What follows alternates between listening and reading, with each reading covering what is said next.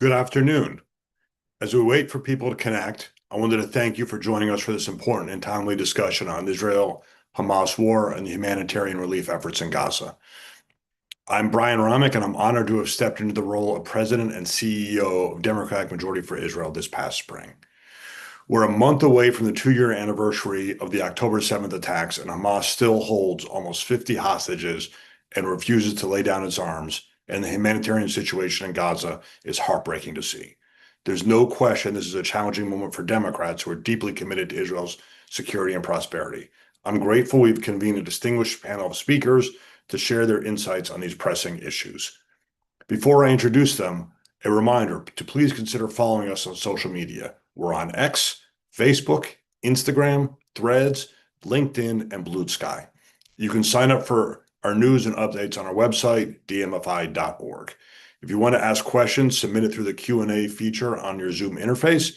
If you're watching on Facebook, you can enter it in the comments section. Now, I'm very pleased to introduce our distinguished speakers for today. First up will be Ambassador Michael Herzog. He was Israel's ambassador to the United States from 2021 until earlier this year. Michael began his public service as an infantryman in the Yom Kippur War before joining the Military Intelligence Corps and rising to become the head of strategic planning for the IDF. He later worked for 4 ministers of defense and as a senior military aide and then as chief of staff. He is a member of a distinguished Israeli family. His grandfather was chief rabbi of both Ireland and Israel. His father, Chaim, was a general, UN ambassador, and president, a position now held so ably by his brother Isaac. His mother served in the Haganah as an intelligence officer and was the founder of Israel's first environmental organization. Ambassador Herzog was married to Shireen Herzog, a distinguished lawyer. We are honored to welcome back Ambassador Herzog. Next up will be Yotam Polizer. He's the global CEO of IsraAID, Israel's largest humanitarian aid organization, which is known for its work in global humanitarian disaster zones. Since October 7th, IsraAID has worked to help victims of the Hamas attacks. Since early 2024, and in constant coordination with Israeli authorities, IsraAID has been working with international and local partners to secure critical aid for Gazan civilians. Yotam has led crisis responses and long-term recovery efforts in over 60 countries, reaching millions affected by disasters and conflicts. Finally, we have Tal Schneider. She is a political correspondent for Times of Israel. Previously, she was DC correspondent for Maariv Daily, a political blogger running her own blog, and a political correspondent for Israel's Globe newspaper. She is also a frequent commentator on Israel radio and TV stations, and we're grateful to have her on. Ambassador Herzog, why don't you start us off with your view on what's happening in the war between Israel and Hamas? Then we'll go to Yotam and then to Tal. After we hear from our speakers, our Chief Communications Officer, Rachel Rosen, will lead us in a Q&A session. Ambassador Herzog? Well, thank you, Brian, and hello, everybody. Good afternoon. Very happy to be with you all. And before I address the situation, I want to say how much appreciative I am of what DMFI is doing. I work with this organization as an ambassador. I continue to cooperate today. What you're doing is hugely important. As Brian noted, we are nearly 2 years into this war that began on October 7th. And in a way, what you can see is kind of a cycle that started in Gaza, then developed into a war with Iran and the Iranian axis. First Hezbollah, 2 rounds with Iran, and later a war with Iran. And now we're back to Gaza. And that is because, unlike in the other arenas, Israel is still grappling with how to realize its goals in this war, which was set early on. And we haven't found a way to realize all of these goals. There's some tension between some of them, as I will elaborate. And we're still grappling with the question of how to end the war with a defeat to Hamas and the release of all of our hostages. And this splits our society. There's a huge debate about the policy goals here in Israel. We all agree on the goals, but there is a huge debate about the order of precedence, what weight we attach to each and every element in the picture. And we are now near a junction where Israel is supposed to make a decision and how to try and end this war. And let me elaborate a little bit about the policy debate here in Israel. People tend to look at the political aspects. I don't want to talk about the political aspects of this. Perhaps others will address it. I want to talk about the policy debate, and there is a real, genuine policy debate here in Israel about this question, and let me explain it to some extent. First, when Hamas attacked Israel, Israel early on defined 4 goals in Gaza. One was to defeat Hamas militarily. The other was to remove Hamas from power politically. Third was to make sure that Gaza no longer poses a threat to Israel in the future. And the fourth was to release all of our hostages.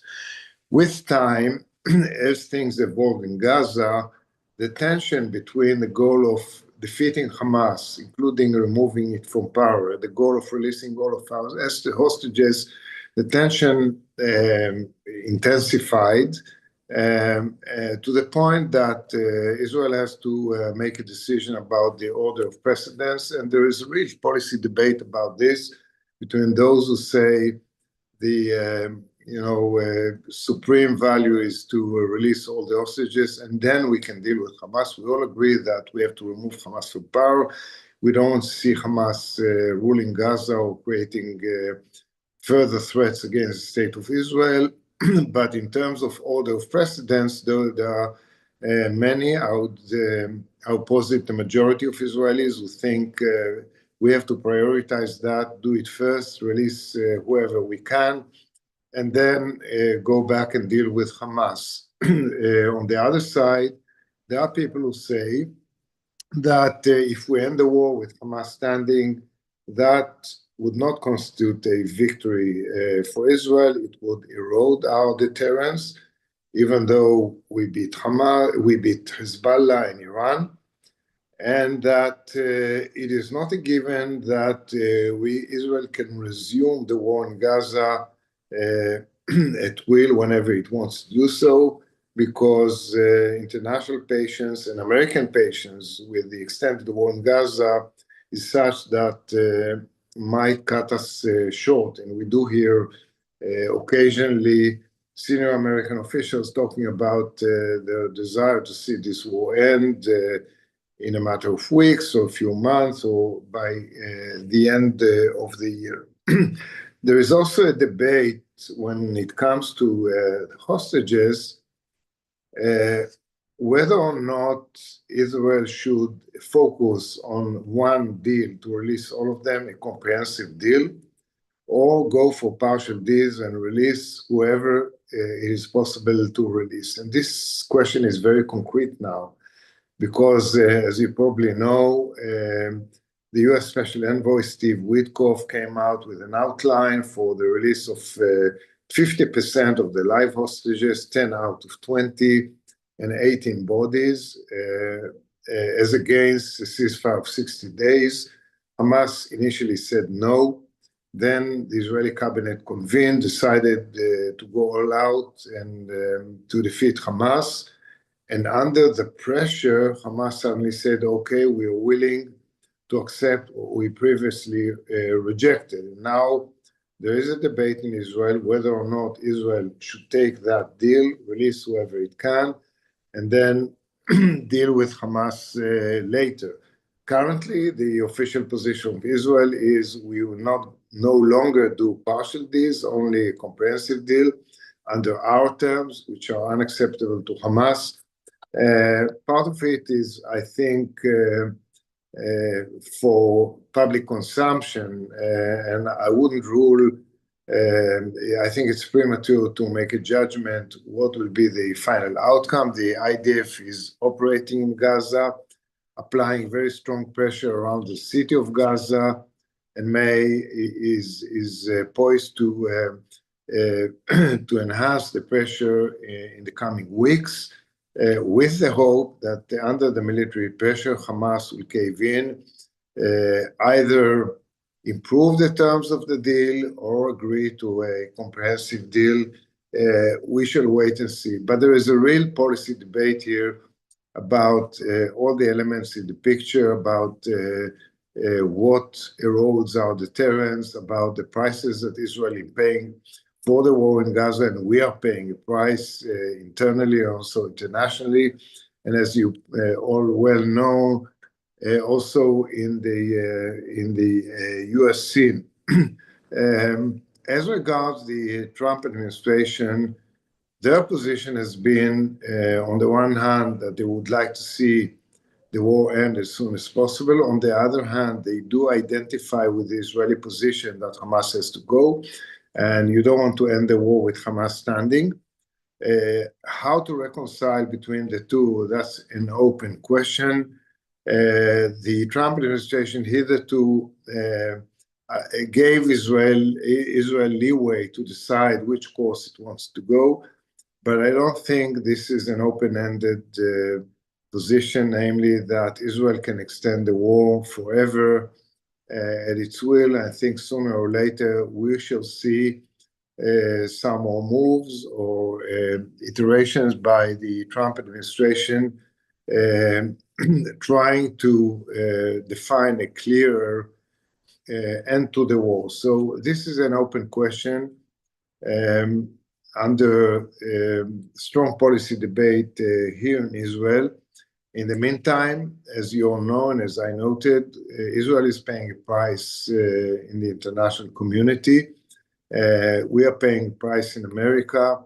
We are paying a price first and foremost because of the scenes in the international media of the humanitarian crisis in Gaza. I have to say here, as someone who was heavily involved in dealing with the humanitarian situation when I was ambassador, there has never been an Israeli policy of weaponizing food, of starvation, and certainly worse than that, like genocide. There has never been such a policy.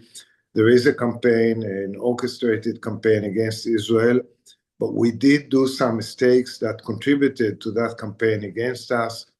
Like, for example, after the last hostage deal, when Israel decided to apply pressure on Hamas to do another phase in the deal and closed the gate to Gaza for over 2 months, rationalizing that there's sufficient food in Gaza.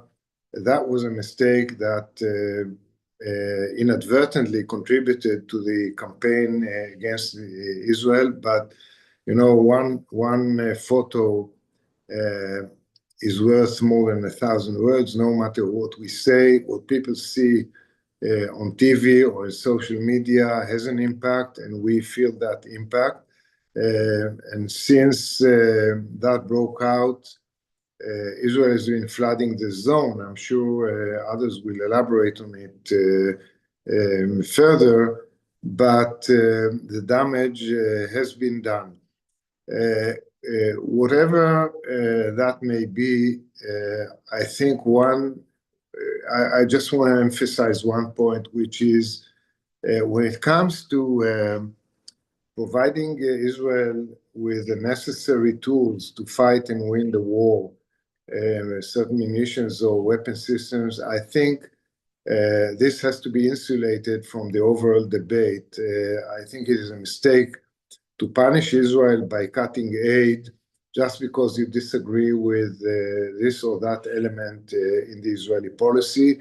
And I've been working against it when I was in office and after I ended my term, and I urge all of you to do the same. I think we have very strong arguments to make the point that we're talking now about the essential basis of Israel's national security that should not be undermined or undercut just because of a political debate. And let's not forget, we still have major challenges in the region. Iran is not over. We hit Iran very hard. We took them back, I believe, by years, not by months, and I follow it very closely.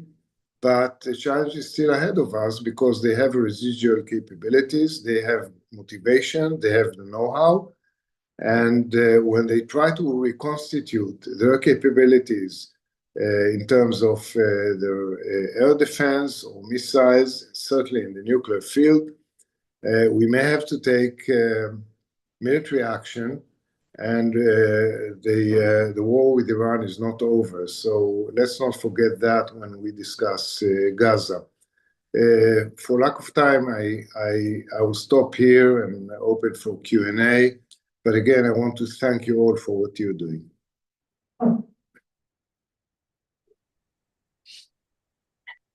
So I guess I'll jump in. Brian, yes? Okay. Yes. Thank you. Thank you, Ambassador. My name is Yotam Polizer, and I'm the CEO of IsraAID. For those of you who don't know IsraAID is a non-governmental. Some people think that we are the Israeli version of USAID, but in fact, the Israeli Ministry of Foreign Affairs has another agency called Mashav, and we are non-governmental and non-political. And the vision behind IsraAID was to be sort of the humanitarian wing of the startup nation, and to work anywhere but Israel. And what we did for the last 24 years was to work in 64 countries, including, by the way, countries that don't have diplomatic relations with Israel. I personally led missions in Afghanistan to help Syrian refugees. We had teams in Iraq supporting Yazidi survivors of the ISIS genocide. But we have never worked in Israel or in the Palestinian context until October 7th. And in the morning of October 8th, we launched our largest emergency response today to support 16 communities in the South who went through the October 7 massacre. And we sort of took all the expertise that we had from 64 countries and brought it back home to manage a large-scale refugee crisis, for lack of a better term. We had almost 300,000 people internally displaced. And that's a large operation. It still continues for us. We still work with these communities and accompanying them on their long journey to recovery with mental health support, with educational support. We even did some surreal things in Israel that I never thought we would do. We built bomb shelters for Bedouin communities who suffered from bombings from Iran. We have never got involved in the humanitarian crisis in Gaza. And quite frankly, I didn't think that we could get involved because we're called IsraAID. And we like to be boots on the ground. That's how we operate anywhere we work. And I thought that we cannot get involved. And I was watching the humanitarian crisis unfolding. But then in April of 2024, one of the darkest days of the war, and there were a lot of dark days, was a day when the World Central Kitchen workers were accidentally killed in a terrible tragedy by the IDF. I'm sure I know, Ambassador, you dealt with it with your capacity. And we've worked with World Central Kitchen around the world. We just hosted Jose Andres in Israel 2 weeks ago, the chef. We were actually at the president's residence with him. And it was a terrible tragedy. I lost 3 people that I used to work with in Ukraine and in Puerto Rico. And that was the moment for us that we decided to get involved. And we realized that actually our Israeli position is the key because we're probably the only organization that understands both Israel's security concerns and the humanitarian needs on the ground. And since then, we've been working quietly with aid organizations that are vetted and trusted by Israel to help them facilitate aid into Gaza. And I guess we'll touch upon it later, but following up on what the ambassador mentioned about the current situation on the ground. I think what people forget when they talk about the humanitarian crisis in Gaza is that the need to balance between Israel's security concerns that are real, and we all saw how real they are on October 7th, and we continue to see how real these concerns are every day when we still have 48 hostages in the tunnels in Gaza, and the humanitarian needs of the civilian population in Gaza that are also real. The need to balance between these two, I don't want to say it's impossible, but being a humanitarian worker and doing this work for almost 20 years, I can say it's almost impossible. And the only way to do it is to work together and to bring all hands on deck, and for Israel to be part of the solution. Um, I can, when people ask me what is the difference between Gaza, humanitarian crisis, and other war zones around the world, I say there's one major difference that I think is very important to understand. In the cases of Ukraine, Afghanistan, Syria, Iraq, all these other war zones, the civilian population was able to flee for the most part away from the main fighting zone. So in Ukraine, they went to Poland, Western Europe, or even Western Ukraine, far from the Russian border. In the case of Iraq, most of the refugees went to the Kurdish region. In the case of Syria, they went to Jordan, Lebanon, Turkey, Greece, which is where we supported them in different ways. And in the case of Gaza, people cannot leave. And that's creating a very almost impossible situation where the fighting zone and the civilian population are all in this one condensed area. Today, the situation is not good. I mean, Ambassador mentioned we are in a much better place today than we were a month ago or 2 months ago. And 2 months ago, we were still feeling the deficit of the lack of aid that came as a result of the policy not to allow any aid in for 2.5 months between early March, when the ceasefire collapsed, until mid-May. And then, as everyone knows, the Gaza Humanitarian Foundation mechanism was introduced, and the idea was to separate Hamas from the civilian population and to deliver aid directly to the people. The idea was very important and made a lot of sense, but it was extremely challenging to introduce this new idea after such a long period when no aid was coming in. And it was pretty clear for the people who was running GHF at that time that it will not be able to supply enough aid for the whole population. So what we advocated for very strongly, and finally it was accepted in early July, was that we will have parallel mechanism to bring in aid, both from the GHF, the Gaza Humanitarian Foundation, but also from the UN, the World Central Kitchen, the other NGOs. And then the government made the decision to flood the zone. Um, and we are already seeing an improvement. So, and how do we know there's an improvement? In different ways. One way to measure is to see the prices in the market. In early July, 1 kg, about 2 pounds of sugar, was almost $200. Today, we are in early September. The price has dropped more than 90%, so it's about $15. Still too expensive, but much, much better than before. Flour, rice, similar drops in the prices. But we still have a long way to go to improve the humanitarian situation. And when we think about the current crisis in Gaza, we need to understand a few things. One is that when you reach severe malnutrition, and I do believe that we reach severe malnutrition in some pockets in Gaza, only rice or bread or sugar is not enough. You need nutritional supplements, you need vegetables, you need vitamins, and that's a big effort that we are doing with some of the trusted partners that I mentioned. The other thing that is very important to remember, and especially as we're seeing, the potential military operation in Gaza City, that there's a need for shelter, there's a need for more medical care facilities, there's a need to provide access to clean water. The Israeli government, with the international community, is taking a lot of stages. And I think what people really don't know, and I think it's a very important message, is people don't know. We all hear the blame game on the media, right? From all sides. But what people don't know is how much actual work and collaboration is being done on a daily basis between Israel and the humanitarian community. And right now, I think the key message is, number one, there is an actual humanitarian crisis. Number two, we have to stop the blame game. Number three, the only way forward is for everyone to work together and for Israel to be part of the solution and not be seen as part of the problem.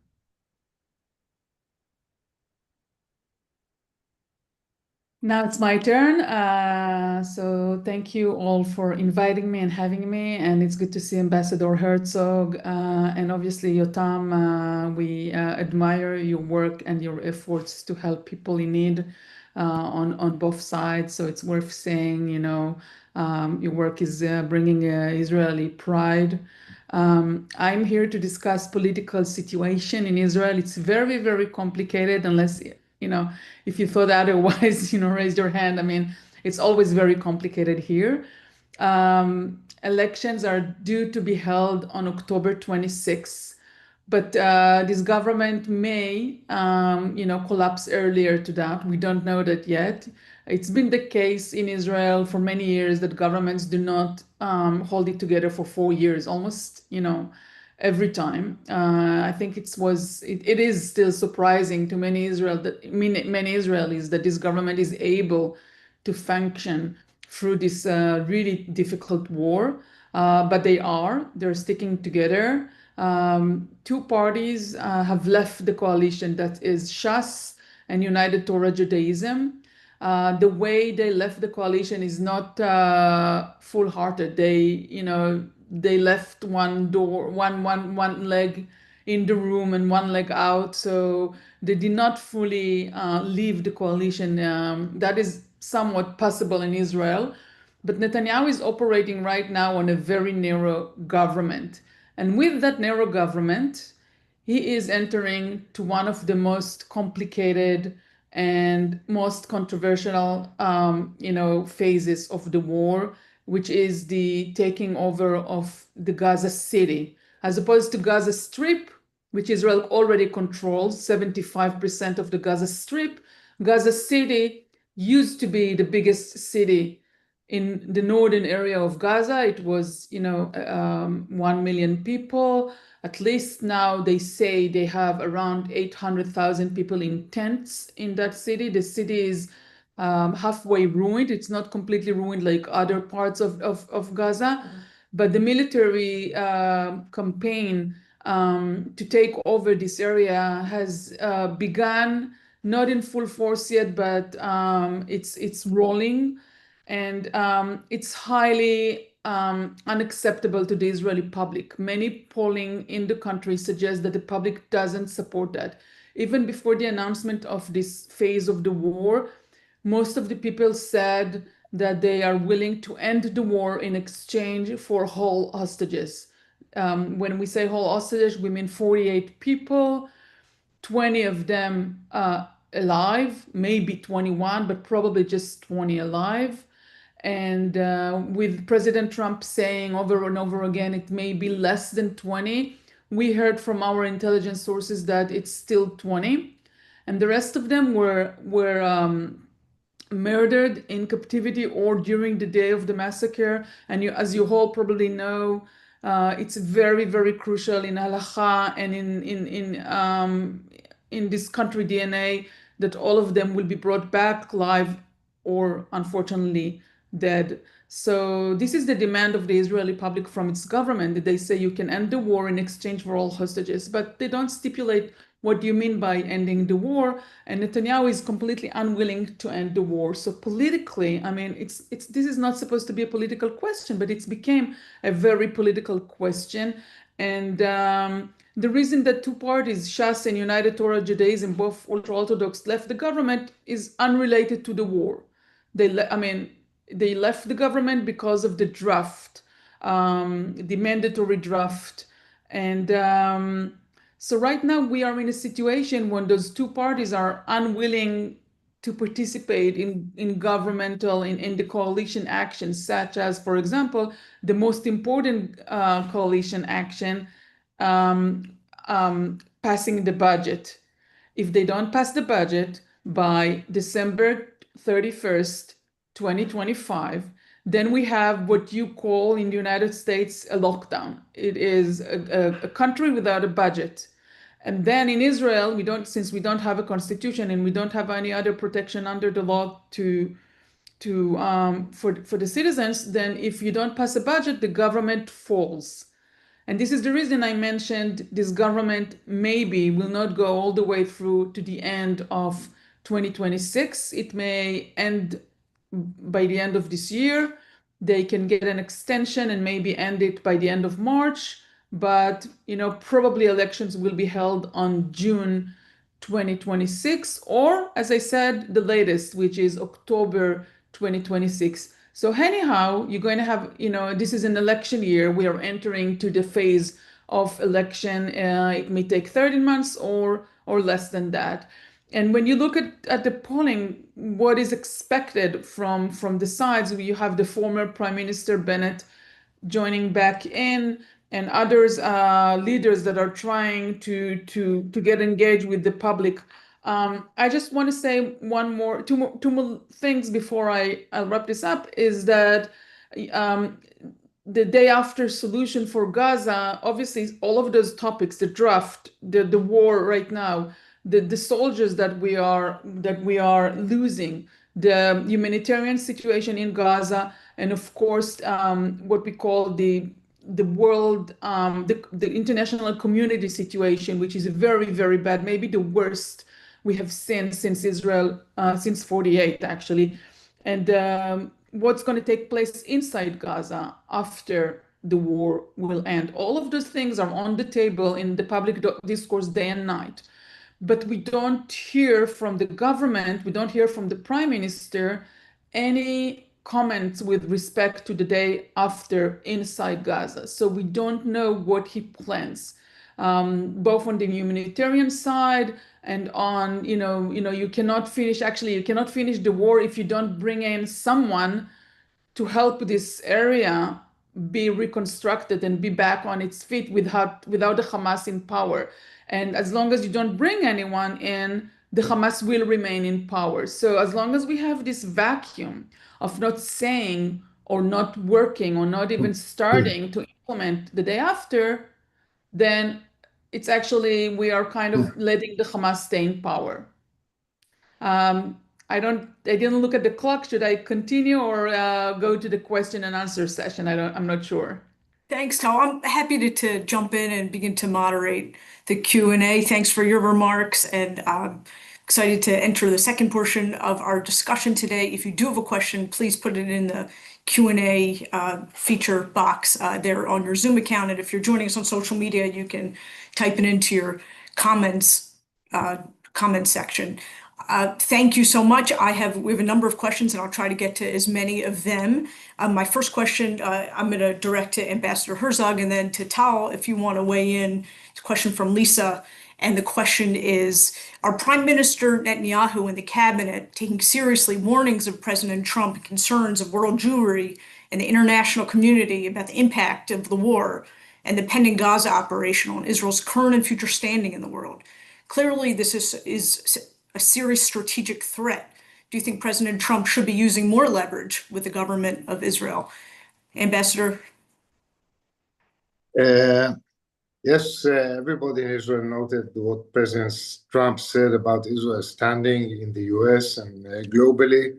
I believe this is a very serious issue because the damage to Israel's standing, to the image, is a very serious one. I feel it across the globe, and someone who is in close touch with many in the US and still operate in the US scene, I think this is a very serious development that our government should pay more attention to.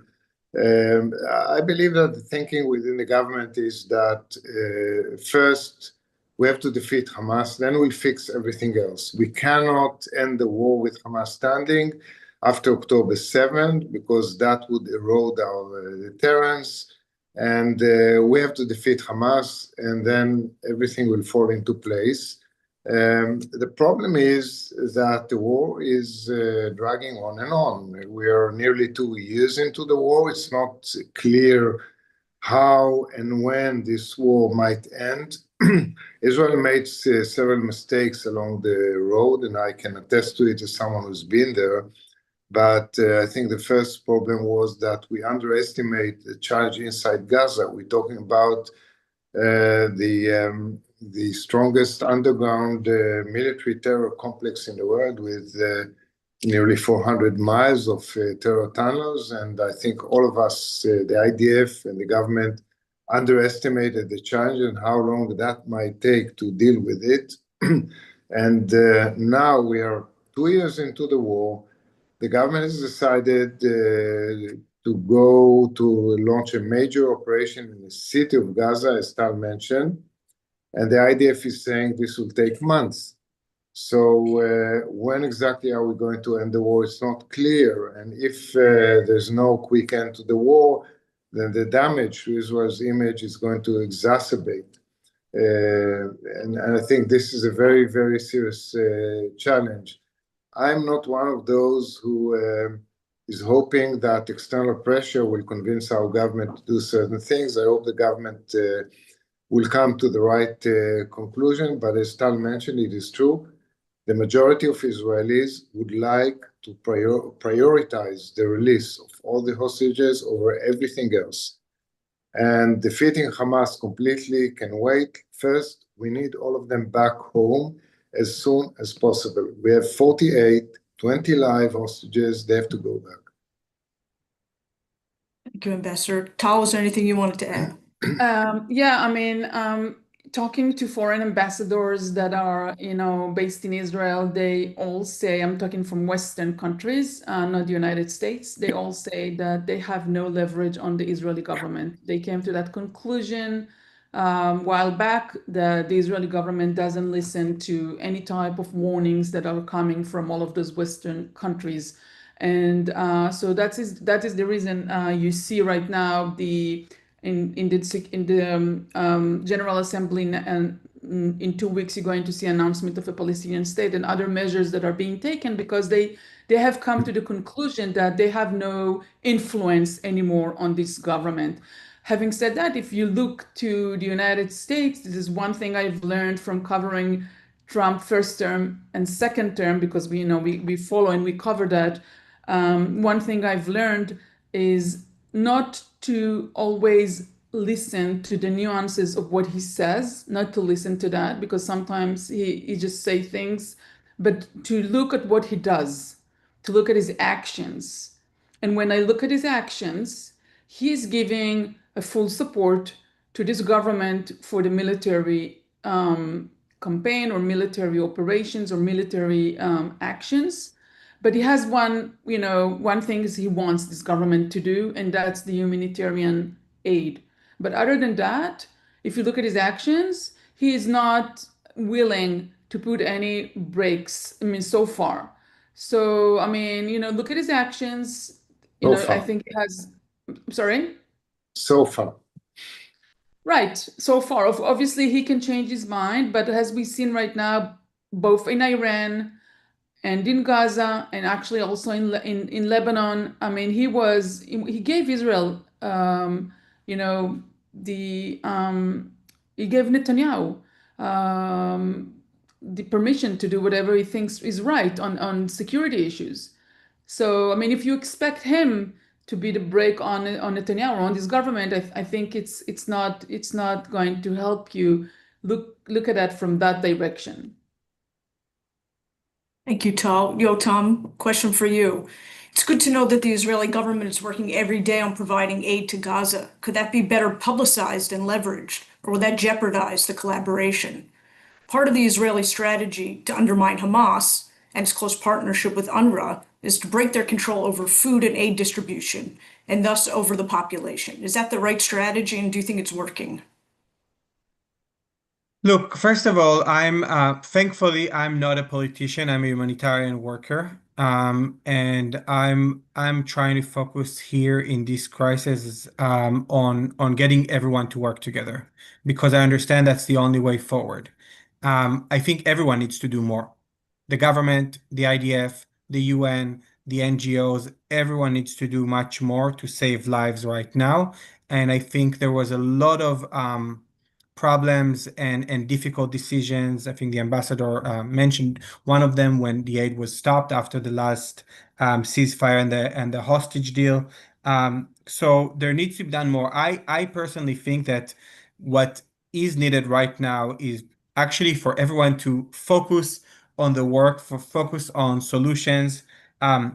We've been working on this crisis for a year a year and a half almost right now, and we've been very quiet.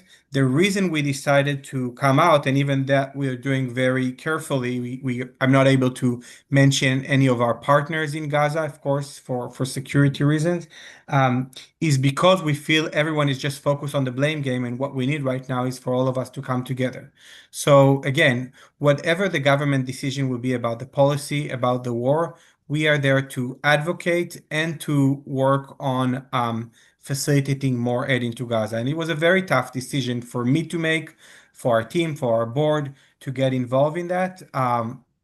But I strongly believe that that's the only way forward. And I'm not sure about the government publicity, but for us right now, and I think for this audience here, for DMFI and for our partners in the US, on both sides, the Democratic and the Republican, it's so important to know that there are Israelis who care, and there are Israelis who work on this, and that it's an open invitation to invite, and we're seeing more and more people in the Jewish community joining this effort. And I think what we are providing them is sort of a kosher stamp that it's okay to care about the civilian population in Gaza, that it's the Jewish thing to do, it's the Israeli thing to do, and that hopefully will help save lives and also build bridges between Israel and the world that are so desperately needed right now. Thanks, Yotam. May I ask a quick follow-up? And you touched on this a little bit earlier. If the operation in Gaza City moves forward, how will that affect aid groups working on humanitarian relief? It means that it's going to be even more challenging, and that the needs will grow dramatically. And therefore, our agenda, which is to make sure everyone works together to save lives, will be even more important. I mean, it means that we will have, if the full operation is going underway, and we know it's somewhat underway right now, probably Tal and Ambassador Herzog will know better than me, but we will talk about another almost 1 million people who will be, again, internally displaced. And by the way, many of them have been many times internally displaced during the course of the last 23 months. So you really need the most basic things. You need tents, which is a big effort that we are working on right now. You will need more doctors. One of our efforts is actually to bring doctors. We can't bring doctors from Israel, but we're supporting doctors from neighboring countries that have diplomatic relation with Israel to come into Gaza. You will need access to clean water. I mean, I know that the UAE, for example, has been doing tremendous work on that front, and recently Israel also supported that effort in helping them connect the big water desalination system that they were working on to provide water to hundreds of thousands of people in Gaza. So you really need the most basic things. It's not even talking about the long-term needs and the recovery, which we all need to think about 100%, but we are now talking about purely alleviating human suffering. Thank you, Yotam. Ambassador Herzog, I want to ask you about something that Tal mentioned a little bit ago. She mentioned that this month at the UN General Assembly, a number of Western countries, allies of America, allies of Israel, going to recognize a Palestinian state. And as you are well aware, Hamas called this, quote, one of the fruits of October 7th. What are the implications of this recognition? So, yes, we are expecting a wave of recognition of Palestinian statehood in the upcoming UN General Assembly. A number of governments already announced, like the UK, France, and some other major Europeans. I think per se, this is not something that's going to help the Israeli-Palestinian conflict, any resolution. It's not going to help the Palestinians in any way. I suspect that it's mostly about punishing Israel over policies they disagree with. It's more political. It has to do also with domestic politics. But it's not something that's going to contribute to Palestinians. I've been involved in Israeli-Palestinian negotiations for decades. I believe I'm the only Israeli who's in all the negotiations since 1993, when the Oslo Accords, Oslo process started. And it was always clear that there is no point in separating between recognition of Palestinian state and the actual establishment of a Palestinian state. So recognizing a state politically without all the contours present there, without establishing the state, is not going to help anything. Israel is not going to allow it. And as you implied, the context of October 7th, it looks like this is going to be Independence Day for the Palestinians. This is like the illegitimate child of October 7th is something that the overwhelming majority of Israelis reject. I don't know exactly what our government is going to do in response. There's talk about potentially annexing some parts of the West Bank, which again is not going to help our situation regionally or internationally. I think it's going to undermine the prospects for normalization with Saudi Arabia. We just heard the UAE announcement the other day declaring this a red line. It's not a good situation. I'm hopeful that the US administration will talk to the Europeans, the major Europeans, and get them either to withdraw that initiative or at a minimum to talk about recognition with conditions, not unconditionally. I mean, the PA is obviously unprepared for statehood. The PA is a weak, dysfunctional, and corrupt entity. So for them now to establish state, I think it's something that is unacceptable. And at a minimum, there should be some conditions like recognizing Israel's right to exist, no presence for Hamas terrorists in any Palestinian government, and they were there in the past, deep reform in the PA, and so on and so forth. At a minimum, I would expect that. Thank you, Ambassador. Tal, I wanted to turn to you. We all watched hundreds of thousands of Israelis protest in the streets over the past several weeks. They're very powerful images underscoring the strength of the democracy in Israel. What were the messages of those protesters? Were they sort of unified in their messages? And what was your experience like covering that? Yeah, I mean, protests here, they go on for a long time, but right now there is a wave of protests to support the families of the hostages. Some of the strongest presentation were done in the last couple of days. As I said, also not only on the streets, but in public opinion and public polling, you have this very strong sentiment of support for the families, and people want to see the hostages out. This is like the top issue, the big obsession of this country right now. So I mean, there were some also violent events in the last 48 hours coming on behalf of people who are opposing the government, and the government is taking a lot of steps to limit, to curtail those demonstrations. And because of those violent events, the Prime Minister took yesterday to call the people who did that, naming them in harsh way. So I mean, the atmosphere of the common Israeli is not easy these days. It's very difficult because once you have reservists being called up to serve behind the lines in Gaza, and you have almost every family here has people in not reserve, in regular duty, young people who are between the age of 19 or 18 to 22 are serving in the military. And on the same time, you have people who are protesting.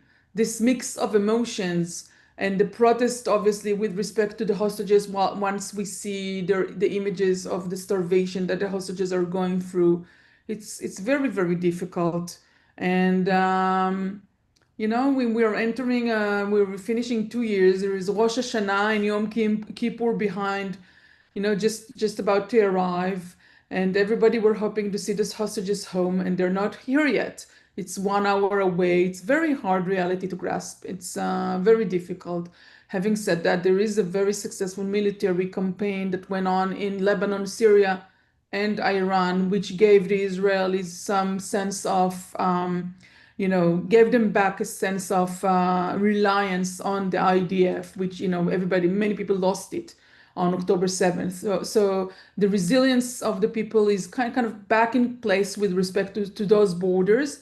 And yet they are having a hard time understanding how can you come to a deal? How can you go into an agreement with, ceasefire with Iran, ceasefire with Hezbollah, and in exchange for Israel still control the air above Lebanon in case the Hezbollah is trying to rearrange itself. But why cannot you get to the same sort of an arrangements in Gaza? It's very difficult to understand, and there is no good explanation to that coming from the government. The government doesn't really tries to communicate what it's doing in Gaza. It's very hard to understand. I mean, there was a partial agreement on the table. Netanyahu asked for partial agreements for almost 2 years. Then he changed his mind, turned into a whole agreement, and it doesn't really explain to the people what are the reasons behind it and why Israel is going into another military campaign. So, you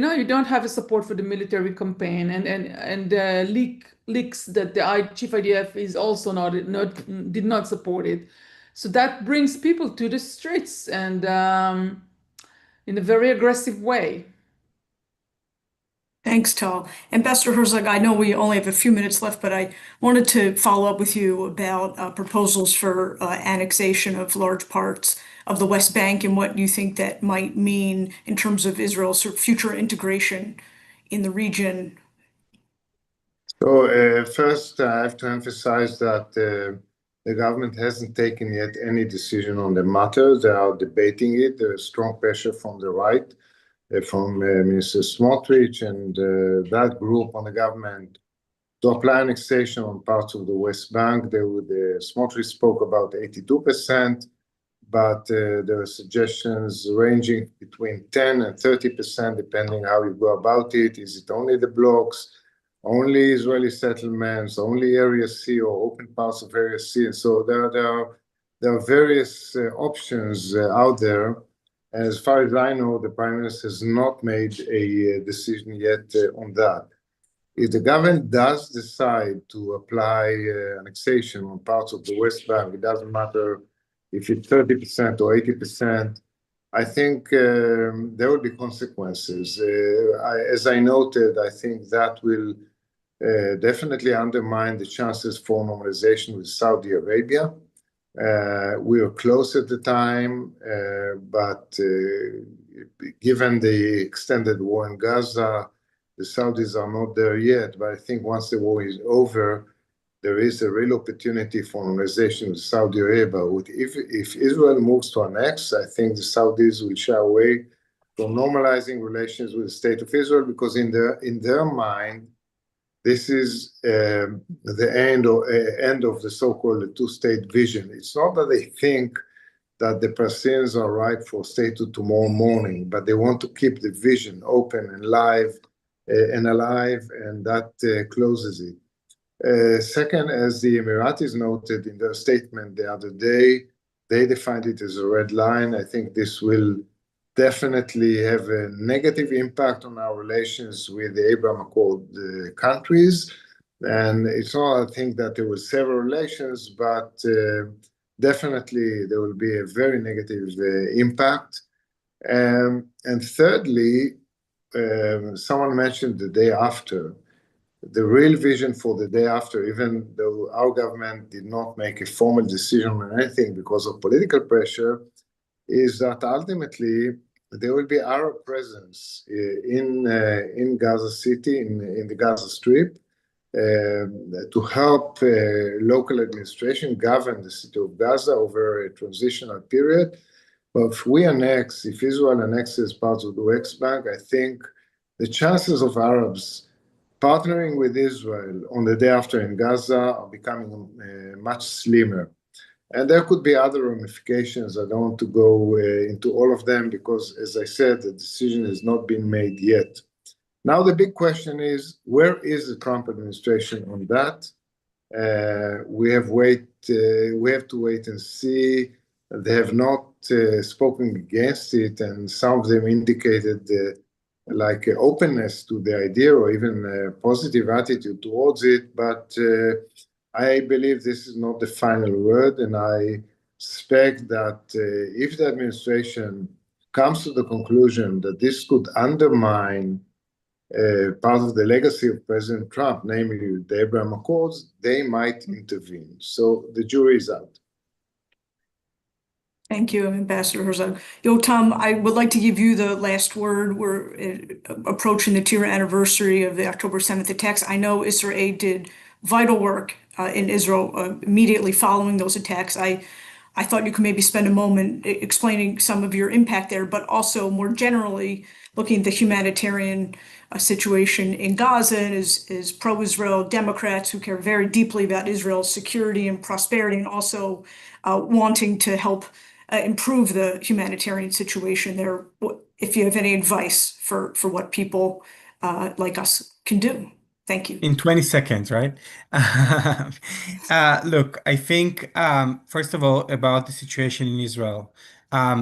We don't usually hear good news, right? It doesn't reach the media, and then in generally it's a very dark time, and we have our 48 hostages, which we are all thinking about every day and every night. There are some good news. So in Israel, one of the good news that we're seeing, and we're working on it very intensively, is in the north. I'm actually from the north. My parents are from a small moshav not too far from the Lebanon border. The feeling there, and again, I'm saying it with all the cautious, is that it's safer and people are starting to go back in big numbers. About 3 months ago, only 40% of the people who are on the Lebanon border were back, and now we're almost at 80%. So people are going back to their homes. People are rebuilding their lives. Families of children, the schools are opened. People are feeling safer in the north. So that's some good news.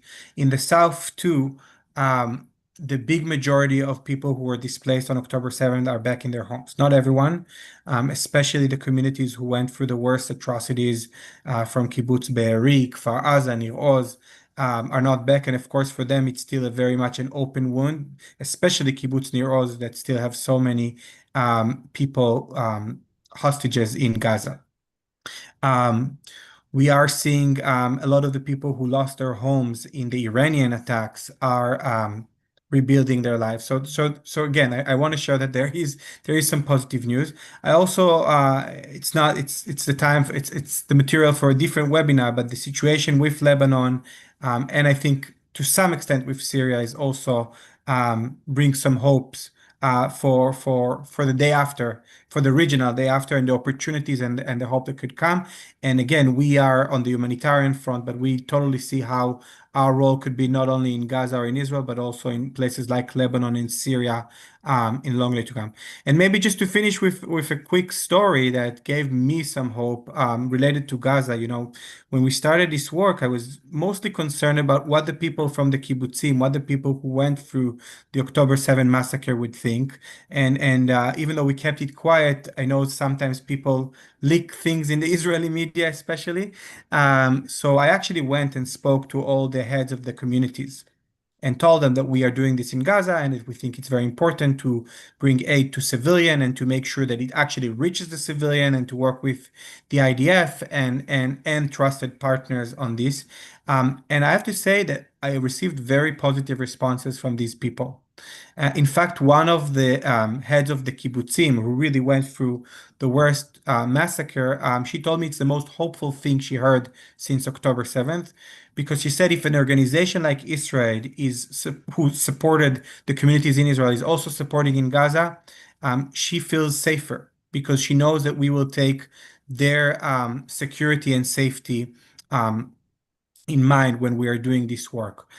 So to me, it really energized me and motivated me to continue this work on both sides, in both Israel and with the civilian population in Gaza. Thank you, Yotam. Thank you, Tal Schneider. Thank you, Ambassador Herzog. I'm very pleased to turn it over to our President and CEO, Brian Romick. Thank you, Rachel. I also want to thank Ambassador Herzog, Yotam, and Tal. Thank you for taking the time out of your busy schedule to join us for this discussion today. As we approach the 2-year anniversary of October 7th, and as Hamas continues to hold almost 50 hostages, we remain filled with a mix of heartbreak, resolve, and stress. I'm grateful to our speakers for sharing essential insights in the current dynamics on Israel and Gaza. And I'm not naive. There's no question this is a serious moment in the U.S.-Israel relationship. Despite these circumstances, I believe the fundamentals of our party's support for Israel are strong because they are grounded in shared democratic values, mutual security, interests, and have endured for more than 75 years. DMFI has been hard at work. Last week, we helped defeat a divisive and reckless resolution at the DNC summer meetings that shockingly didn't even mention the October 7th attacks or the hostages who remain in Gaza and called for an arms embargo against Israel. Our team was on the ground leading a whip operation, partnering with pro-Israel delegates and activists to ensure the measure's defeat and that our voices were heard. Despite our win, the fight is not over, and these types of battles continue at the DNC and state parties across the country. We need to remain vigilant and laser focused on making sure pro-Israel voices are included, heard, and are successful. DMFI does this kind of work year-round, often stopping these efforts before they launch. And we don't just play defense, we have help. We have helped to create grassroots pro-Israel democratic groups in multiple states while fostering relationships with pro-Israel elected officials and Democratic Party leaders at the state and local level. We cannot be doing this without your support. Your involvement with DMFI helps keep the Democratic Party pro-Israel and strengthens the U.S.-Israel relationship. We're deeply grateful. If you'd like to donate today to help support our vital work and future events like this, please scan the QR code to help support us or visit our website. Thank you again for joining us, and we will keep scheduling these briefings as the situation develops.